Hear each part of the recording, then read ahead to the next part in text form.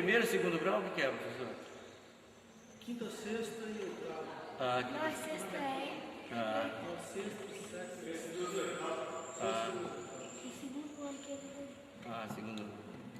Muito bem. Gostaria de falar para vocês também que em Anchieta, aqui funcionou o Colégio Maria Matos, um dos grandes colégios, né, que hoje funciona ainda, mas não é mais do regime internato, e eles trabalhavam junto com os jesuítas.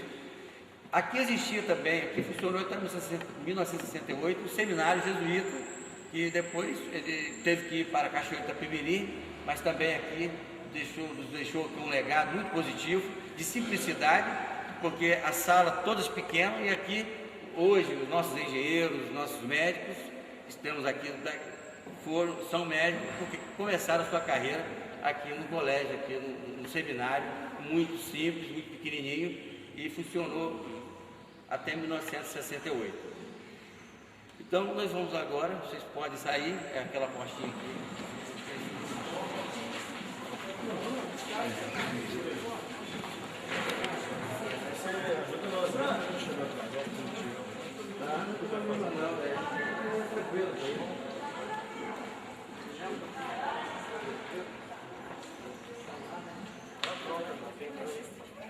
Agora vai Eu falo o seguinte, depois eu ver quanto que dá. aí vai ver, professor. Conta quantos tem. Aí depois Quantos tem, depois vai ser de cada um. fica mais fácil, né? Quem já tem os dois? Você vai acompanhar?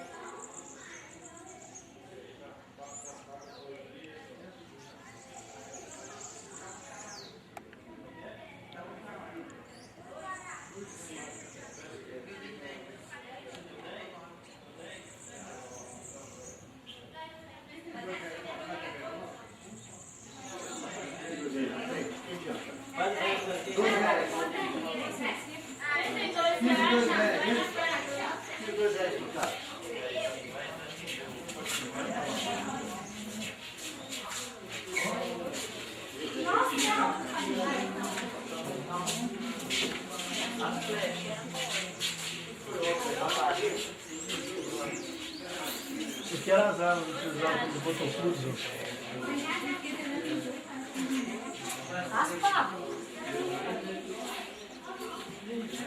Não vai gastar um trem desse tamanho também? Isso aqui é uma machadinha indígena. Aqui, ó, a ponta dela. Tem gente que colocou dinheiro.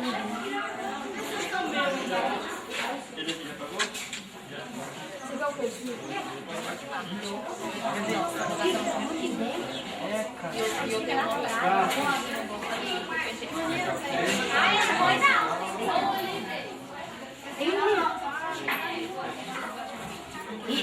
aqui é maneiro.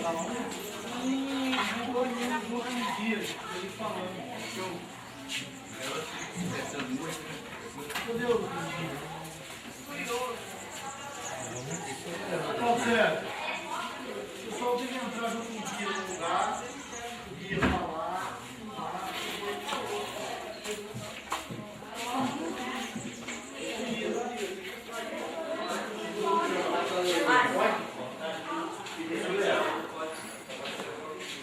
Viu, pessoal? Manda, ó. Aqui sabe que esse quadrado Calma, isso aqui é só uma marcação. Essas paredes é para vocês observarem, né? Ela é uma obra inacabada. E vocês podem olhar que eu falei para vocês que é concha, pedra e óleo de baleia, né? Vocês podem olhar, né? Porque antigamente não tinha o cimento, viu, gente? Então eles usavam a concha socada. Vocês podem olhar que ó, tudo é concha. Se chegar mais perto, vocês podem observar, né? Eles usavam a concha socada, misturavam com óleo da baleia, seria o cimento que nós usamos hoje nas obras, não é verdade? Essa aqui essa parte que nós vamos entrar pela igreja, vamos conhecer, é o quarto onde o Anchieta faleceu, né? Era, fica de frente ali, vocês vão ver o Rio Benevente, né? Porque aqui essa aldeia, ela antes de chegar em Anchieta, chamou-se aldeia de Jeritiba. Jeritiba é um nome indígena, quer dizer lugar de muita ostra, né? Depois, o segundo nome dessa cidade aqui chamou-se aldeia de Benevente, em homenagem ao Rio Benevente, vocês vão ver ali. E depois, terceiro, em homenagem ao padre Anchieta, a cidade recebeu o nome de Anchieta, certo? Como falei a vocês, mais uma vez, as peças ali, aqui que vocês estão vendo ali, a maioria são do século XVII, né? Século XVII, algumas peças do século XVIII. Temos ali dentro, vocês podem observar os paramentos dos padres aqui, todos da congregação jesuíta, né? Pode acabar de ver ali. E depois temos ali também algumas frestas ali de tribos que aqui passaram, né? E deixaram aqui, né? Porque com a destruição dos índios, a morte, muitos deles, então muitos documentos deles mesmos são poucos, né? Na história você nem tudo dá para segurar, porque muitos se perderam no tempo, né? Mas tem alguns exemplos de tribos que aqui passaram, né? E deixaram aqui também para que nós pudéssemos estudar como foi de fato esse passado. Então vamos entrar aqui nessa outra aqui, a gente conhecer, e logo nós vamos conhecer aonde o Anchieta faleceu, o quarto. Bom, vocês quando chegarem em todo lugar, para vocês saberem qual é a ordem dos jesuítas, Jesus Santa, esse aqui é o símbolo dos jesuítas, tá vendo lá? HIHS, pode entrar, gente, né? Aqui é um quadro de Anchieta, 1941, né?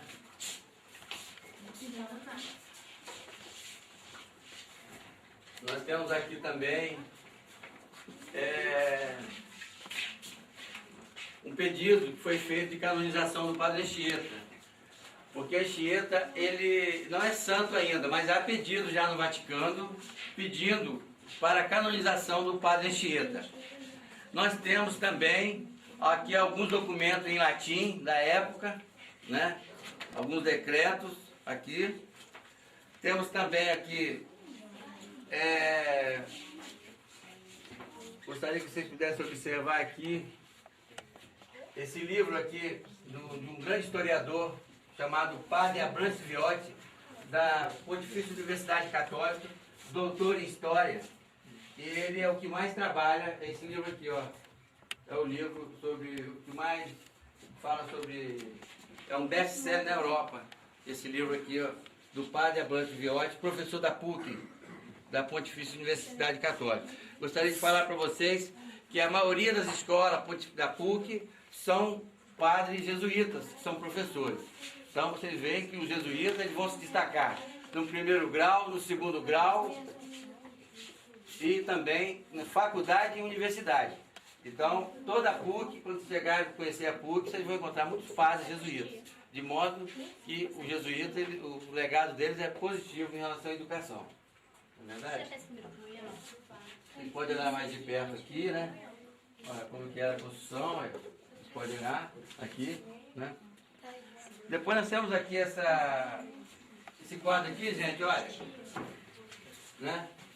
Isso aqui, 19 de março de 1534 é o nascimento de Anchieta, e 9 de junho de 1597 é o falecimento do Anchieta, né? Então veio da Espanha, tá aí, gente, olha, vocês podem olhar, não é isso? Lembrar vocês que a Companhia dos Jesuítas, ela começa todo o seu trabalho na Espanha, e logo após chega a Coimbra, e da Coimbra vem para o Brasil. Aqui tem um quadro de 1740, vocês podem observar aqui, você vai ver aqui o Anchieta, né, uma árvore, e o Anchieta no domínio dos animais, né? Então, esse quadro é 1740, óleo sob tela, preste bem atenção. é muito importante vocês olharem o trabalho dos jesuítas, do pintor, dos artistas. Essa é a função de vocês que estão estudando. Não adianta estar na escola e não estar aprendendo nada. É preciso ler, é preciso indagar para de fato ser um estudante de mente reflexiva, crítico. Se for para ser um estudante que não seja crítico, não precisa ficar na escola. A função da escola é essa, vocês têm que pegar isso, olhar, indagar e perguntar. Isso que é importante,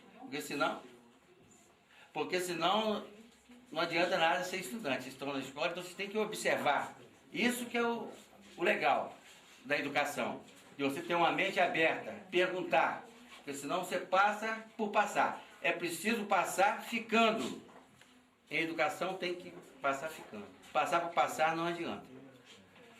Temos aqui ainda um grande livro, não sei se está aqui, foi lançado no Arquivo Nacional, os livros da Anchieta, todos eles se encontram nos anais do Arquivo Nacional no Rio de Janeiro. Recentemente estive lá, né? E ali se encontram todos os historiadores, todos os alunos, né? No Arquivo Nacional. E todos os livros do Anchieta estão no Arquivo Nacional.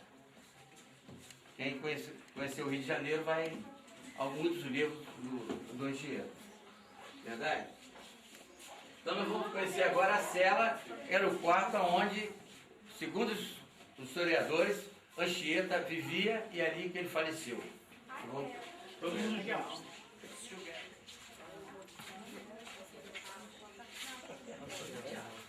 Depois vocês assinam, gente. Nossa, segui isso aí. Eu quero assinar. Vamos, gente, depois vocês assinam aí. Desde que a gente já foi, a gente vai agora.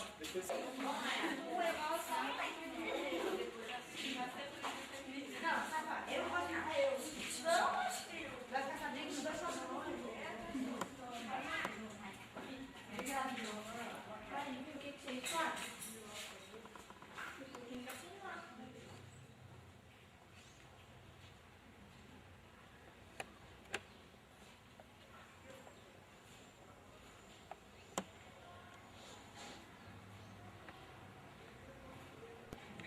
Essa parte aqui embaixo seria o porão. E aqui, segundo os historiadores, os escravos aqui e muitos índios morreram aqui. Porque muitos, por não aceitar as ideias dos jesuítas, porque existe um lado da história, esse outro lado da história, e aí muitos ficavam aqui para morrer, os que não obedeciam. De modo que aqui era o porão. E muitos aqui escravos aqui morreram. Viu, gente? Muitos queriam fugir, não podiam, então era preso aqui, nesse porão. Isso aqui era um porão. Certo? Um porão. Então, os jesuítas, quando eles se aproximavam para levar a fé, muitos deles não aceitavam, como falei para vocês. Então, eles viram no jesuíta um ponto de resistência. E muitos deles, principalmente os índios da tribo dos Botocudos, eles matavam também os jesuítas. Portanto, aqui seria o porão onde eles também sofreram, segundo a história. Não é verdade? Vocês podem observar, hoje aqui fica uma capelinha de oração, não é verdade? E vocês podem olhar, como eu falei lá para vocês. Esqueci o nome disso aqui, ele era de prata. E eles roubaram aqui, viu, gente? Ele era muito bonito na época, aqui, viu? Prata pura, viu, professor?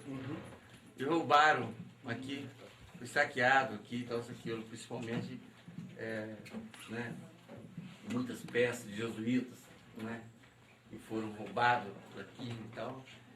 E eu esqueci o nome, era Lúcio, mas ele era muito bonito mesmo, aquela prata maciça, mas só ficou ali. Tipo uma réplica. Uma réplica, ele já era todo bem perfeito, bonito, veio da Europa, bem trabalhado, mas também, né. E, mais uma vez, só para os alunos observarem, né? Olha aqui a concha, olha, vocês estão vendo aí, ó? Toda a concha aí, gente, ó. Isso é importante, viu? Como que era a construção, né? E vocês veem que tanto tempo, né? Naquela época, eles já usavam essa arquitetura da época. Agora, tem um detalhe importante, a gente não entra muito quando está falando que nível de primeiro e segundo grau, professor. É um detalhe, viu, professor? Muito importante, Porque aqui, conforme o nível das pessoas, a gente usa o linguajar, né? Às vezes em criança a gente fala o linguajar, sempre citando a educação dos jesuítas, focando isso em cima dele, a importância dos alunos estudarem, buscar conhecimento, né? Mas muitos assuntos conforme a gente nem comenta, mas quero dizer a vocês que, segundo a história também, né? Isso aqui houve a maçonaria, foi o grande aliado dos jesuítas para a construção. Não só a maçonaria, porque a função da maçonaria era mexer também na obra secreta, os jesuítas também, seguindo a ordem da coroa portuguesa, todos eles eram muito secretos, né? Então, para alguns historiadores, não só a contribuição das obras dos jesuítas feito pela maçonaria, pelas essas ordens secretas, né? Mas também o nazismo aqui em Anchieta. Nós temos quando você entra fundo na história, você vai observar que eles vão trabalhar junto. As ideias nazistas, elas também vão trabalhar nesse trabalho de opressão. Você está entendendo? Né? De modo que aqui, nós temos aqui a presença também aqui de muitos nazistas, aqui, né, com os jesuítas, né? E também a ordem secreta maçônica, a maçonaria também, trabalhando na construção também. Tanto que você vê tanta perfeição, né? Simplicidade e perfeição na obra de 1579, você vê com tanta perfeição, prumo, né? Como que naquela época, sem recurso nenhum, poderia fazer isso que leva tanto tempo, né? Então podemos aí, gente, subir para o quarto, que chama-se cela. Nós vamos bater um papo lá também, né? Posso tirar o assunto aqui, Fausto? Os arqueólogos estiveram aqui, né? Como que era a construção, né? Todo o trabalho, aquela coisa toda. E é muito difícil quando você está comentando história e você começa a falar que isso aqui era... Você tem que falar a realidade. O importante da história é que tem que falar a verdade. A história não pode esconder, né, professor? Então, professor, era o lugar de escravo, para prender os escravos, né? E todo esse cenário, quer dizer, quando você vai falar dentro explicar a história, o historiador tem que narrar o fato. O jesuíta ficava a serviço da coroa portuguesa, portanto eles ficavam do lado da elite. Você entendeu como é que é? Da elite. Tanto que você vai ver o alto clero e o baixo clero, tá entendendo? Então, de modo que eles massacravam, eles morriam também, mas eles também forçavam a fé, né? Que antigamente, por imposição da igreja na Idade Média, eles forçavam. Agora, há historiador que não explica isso, mas é a realidade. O historiador, ele tem que falar a verdade, o que aconteceu de fato. Mais profundo, ele tem que estar profundo. Se ele vir aqui para dizer que não aconteceu nada, então não é história. A história ela não se passou. Então, ela tem esse outro lado de opressão, né? E aí que vai entrar a educação para levar à liberdade, né? E é por aí que nós vamos tentar fazer. Uma capelazinha simples, né? Foi registrado um lugar onde a gente viveu os últimos momentos da vida. De perto, vocês podem olhar aqui, ó, como que era a construção, perfeição, né? Esses mestres carapinas que vocês vão ver na história, né? Eram os construtores da época, né? Portanto, vocês veem aí a perfeição, né? Aqui você vê aqui um Cristo na madeira, né? Século também 16, né? E aqui vocês vão ver o artista.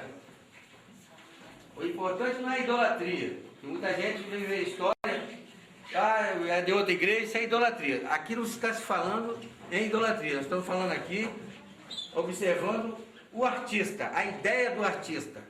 Que muitas vezes tem pessoas que é da igreja, de outras igrejas, fez essa imagem, essa idolatria e tal. Não mistura uma coisa com a outra.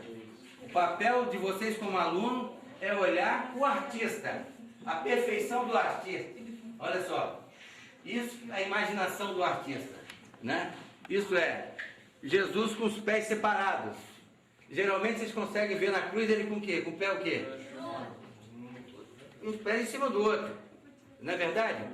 Agora aqui você vai ver ser esculpido com os pés separados. Isso quer dizer o quê?